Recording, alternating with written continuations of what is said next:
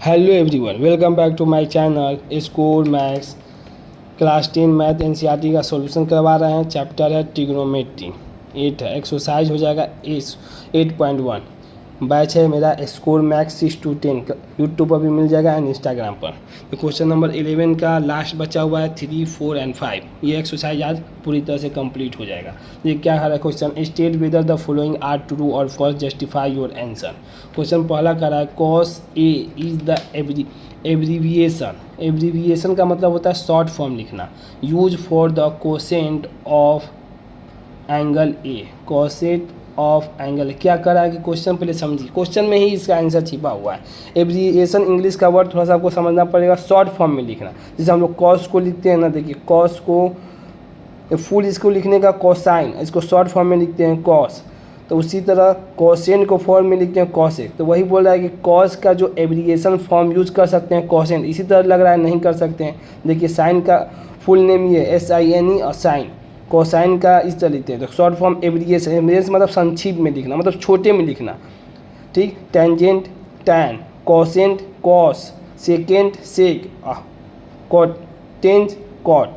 ठीक, अब देखिए तो कॉस को तो हम क्या लिख रहे हैं, कॉस ए को क्या लिखा, कोसेंट थोड़ी लिख रहे हैं, कोसेंट थोड़ी, कोसाइन को, कॉस को हम लोग कोसाइन भले ही लिख सकते हैं और कोसेक को कोसेंट लिख सकते हैं। तो इसी तरह इसमें आंसर कॉस ए बराबर कोसाइन होता है और कोसेक बराबर कोसेंट होता है। तो कॉस ए कभी भी हम कोसेंट नहीं लिख सकते हैं। बस यही स्टेटमेंट जस्टिफाई कराइए, इसी तरह ये फॉल्स हो गया।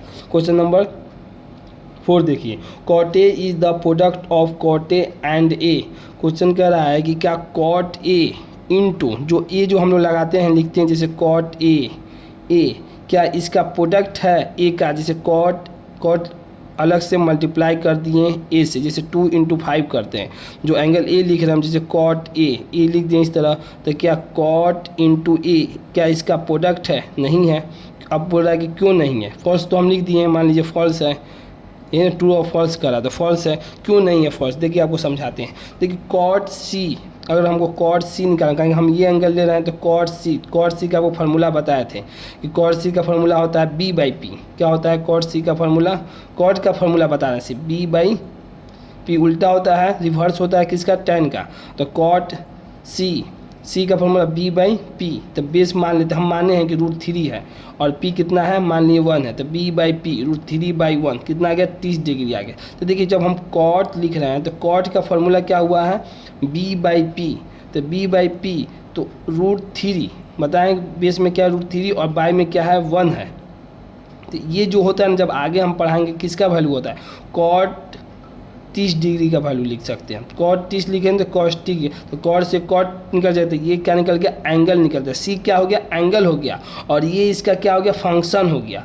जैसे हम वैल्यू निकाल रहे थे, इससे हम कह रहे हैं √3/1 निकाल दिए, मान लें परपेंडिकुलर, हमेशा राइट एंगल ट्रायंगल पर ही निकलेगा, ये ज्योमेट्री का नियम है, तभी ये निकलेगा। ये इसका फंक्शन है और सी क्या है, एंगल है। तो ये थोड़ी है कि कॉट इंटू ए क्या है, इसका प्रोडक्ट है, नहीं ना है। क्या है कि आपको फार्मूला बताएं B/P होता है, तो इससे भी हम एंगल निकाल सकते हैं और सी से भी एंगल निकाल सकते हैं। सी का देखिए ये एंगल निकल जा रहा है, अगर कटा देंगे तो सी का एंगल निकल जाएगा, तो ये इसका फंक्शन है, √3/1 लिख देंगे। इसीलिए इसी तरह ये क्या हो गया, फॉल्स हो गया। बस यही यहाँ पर समझाना कि ये कॉट क्या है, फंक्शन है, और सी क्या है, एंगल है। देखिए यहाँ पर 30 क्या है, एंगल है। बस इसी तरह ये भी फॉल्स हो गया। अब पांचवा देखिए क्वेश्चन क्या है, sin θ = 4/5 for the some angle theta. पूछ रहे क्या थीटा जो निकालें, जो थीटा है ये सही है या गलत है, तो क्या कहेंगे, ये फॉल्स है। अब जस्टिफाई करेंगे क्यों फॉल्स है। देखिए साइन का फार्मूला आपको पता है, sin θ का फार्मूला हमेशा फार्मूला रहेगा, आपको सब याद आ जाए। फार्मूला P/H होता है, P/H। ठीक, P और H, P कितना दिया हमें, देखिए P/H, P कितना दिया 4 और H कितना दिया है 3। आपको इससे पहले वाले क्वेश्चन में बताया कि हाइपोटेनस सबसे लॉन्गेस्ट साइड होता है। हाइपोटेनस से ना ही परपेंडिकुलर बड़ा होगा, ना ही बेस बड़ा हो सकता है, हमेशा ध्यान दीजिए। इससे अगर बड़ा हो गया तो समझिए ये पॉसिबल ही नहीं हो सकता है कि राइट एंगल ट्रायंगल बने, क्योंकि हाइपोटेनस सबसे बड़ा साइड है, क्योंकि 90 डिग्री के सामने है।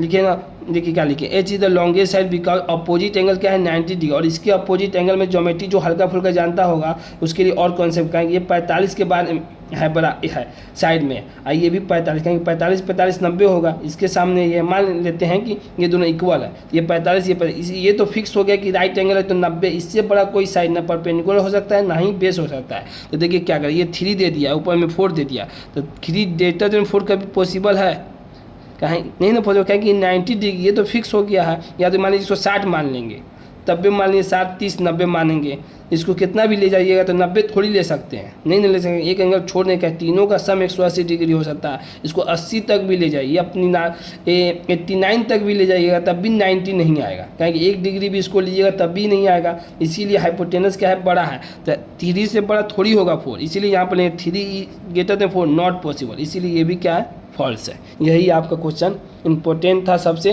कहें कि इसमें कॉन्सेप्ट और ज़्यादा क्लियरिटी आएगा। ये एक्सरसाइज आपका पूरी तरह से कंप्लीट हो गया। अगर वीडियो पसंद आई हो तो इसे लाइक करें, अपने दोस्तों के साथ शेयर करें एंड चैनल को सब्सक्राइब भी करें। Thank you so much.